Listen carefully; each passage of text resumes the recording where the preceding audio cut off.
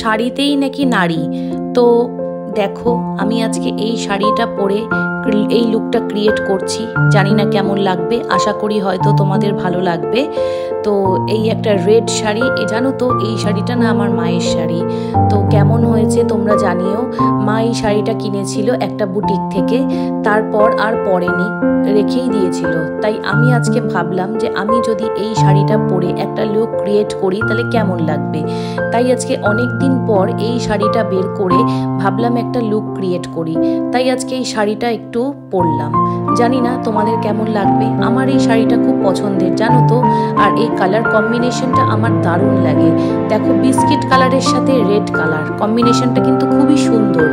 আর এই শাড়িটা কিন্তু রাত্রেবেলা বলো দিনের বেলা বলো সবসময় প্রায় ক্যারি করতে পারা যায়। আর শাড়িটা কিন্তু কটনের আর বেশ হালকা, মানে পিওর কটন নয়, মিক্সড আছে, কিন্তু বেশ ভালো। আর এই শাড়িটা পরে আমি কিন্তু প্রায় 2-3 বার বেরিয়েছিলাম, তাও অনেক দিন আগে, রিসেন্ট নয়। তাই ভাবলাম আজকে এই শাড়িটা পরে একটা লুক ক্রিয়েট করা যাক। তো ট্রাই করছি, জানি না কিরকম হবে, আশা করছি তোমাদের ভালো লাগবে। আর যদি নাও ভালো লাগে তাও একটা লাইক করে দিও ভিডিওটায়, এটুকুই রিকোয়েস্ট। আর এই কানের দুলটা আমি এই শাড়িটার সাথে ক্যারি করছি। দেখো এই কানের দুলটা আমি কিনেছিলাম গড়িয়া থেকে অনেক দিন আগে, গত বছর দুর্গাপুজোয়। তো আমি আজকে পরলাম। আর আংটিগুলো দেখো, এগুলো আমি মেলা থেকে কিনেছিলাম, তো হয়তো তোমাদের ভাল লাগবে। আর এটা দেখো হাতের, এইটাও আমি কিনেছিলাম একটা মেলা থেকেই, এটাও বেশ সুন্দর লেগেছিল আমার, ইউনিক দেখতে, বেশ কড়ির মতো। দেখো আমার লুক প্রায় কমপ্লিট হয়ে গেছে। এবার আমি বেরিয়ে পড়বো একটু বাইরে শ্যুট করতে, যেহেতু বাইরের আলোটা খুব ভালো। তো দেখো এটা হচ্ছে আমার ফাইনাল লুক। তো তোমাদের কেমন লাগছে প্লিজ কমেন্ট করে জানিও আমাকে। আর শাড়িটা তোমাদেরকে বলেছিলাম না খুব ইউনিক, দেখো কাজটা কি সুন্দর আর কালার কম্বিনেশনটা জাস্ট ওয়াও। আমি ব্ল্যাক ব্লাউজ দিয়ে ক্যারি করেছি, তোমরা চাইলে ম্যাজেন্টা দিয়েও পরতে পারো যদি এরকম একটা শাড়ি কেনো। তো দেখো আমার লুকটা, আমি হাঁটছি যখন, শাড়িটা কিন্তু খুবই পাতলা আর খুবই হালকা, তো ক্যারি করতে আমার খুব একটা অসুবিধেই হচ্ছে না। পুজোর সময় কিন্তু ভিড়ভাট্টায় এই ধরনের শাড়ি কিন্তু পরলে খুব একটা অসুবিধে হয় না।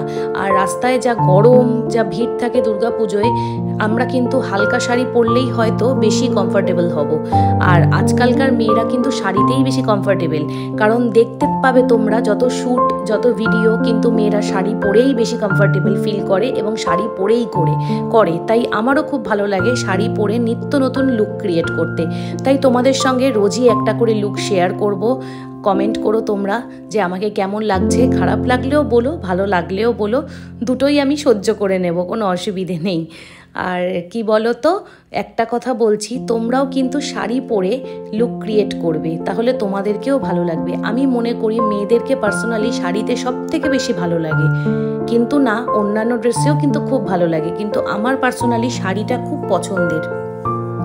তাই আমি ট্রাই করি সবসময় শাড়িটাই পরতে, কিন্তু কাজের সূত্রে বা যাই হোক আমাদের এই শিডিউলে সবসময় তো শাড়ি পরে হয়ে ওঠে না।